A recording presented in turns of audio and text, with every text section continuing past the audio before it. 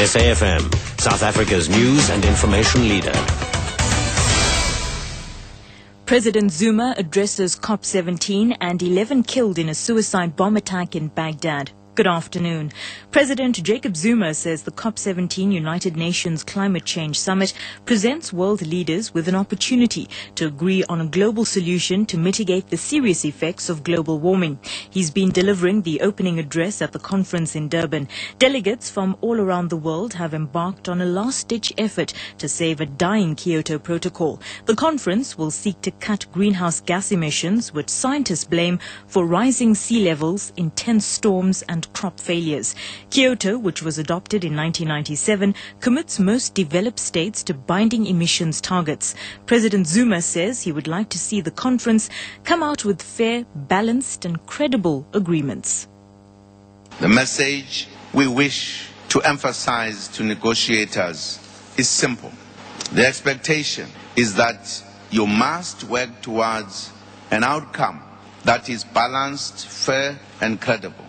In these talks, states, parties will need to look beyond their national interests to find a global solution for the common good and benefit of all humanity.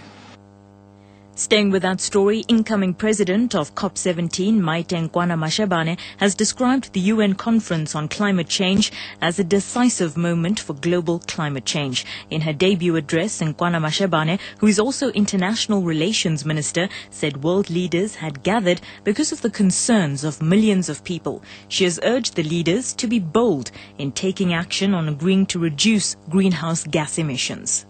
The first commitment period of the Kyoto Protocol is about to come to an end. In the negotiations, the fate of the second commitment period is made dependent on the decision on the legal nature of the outcome and the negotiations under the convention, as it is a question that has been left unanswered from Bali. It is also clear that if this question is not resolved, the outcome of other matters in the negotiations will become extremely difficult. Therefore, a solution must be found. Authorities in KZN say a violent storm which struck Durban and Pietermaritzburg last night has killed 6 people and destroyed property. Authorities say the extreme weather, which struck hours before the opening of the UN Climate Change Conference in Durban, caused flooding and widespread damage. The death toll brings the number of people killed by floods in KwaZulu-Natal to 13 in less than 2 weeks. Last week, 5 people died in the province due to heavy rains. The department's spokesperson, Lennox Mabaso, says MEC Nomusa Dube will visit the affected areas today.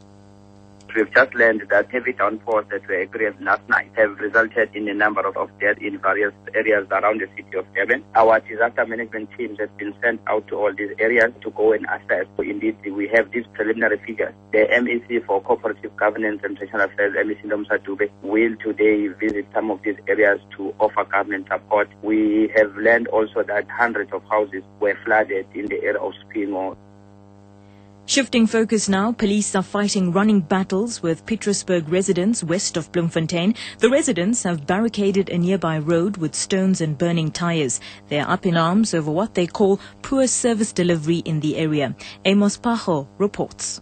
The angry community earlier shut down the N8, which linked Kimberley and Bloemfontein, with stones, garbage and burning tires. Residents have been protesting from as early as 4 o'clock this morning. Community leader Pastor Jacobus Inchefu says the area has long been neglected by Lesemeng local municipality. He alleged that they only have access to water for 30 minutes in the morning and again in the evening, and this has been the situation for more than 5 years. Further afield, a suicide bomber has killed 11 people at a prison in a town near Baghdad. The bomber detonated explosives at the main entrance of the jail in Taji. At least 15 people were wounded. The victims include policemen, security personnel and prison employees. Recapping the top story, President Jacob Zuma says the COP17 United Nations Climate Change Summit presents world leaders with an opportunity to agree on a global solution to mitigate the serious effects of global warming. Visit www.sabc.co.za/news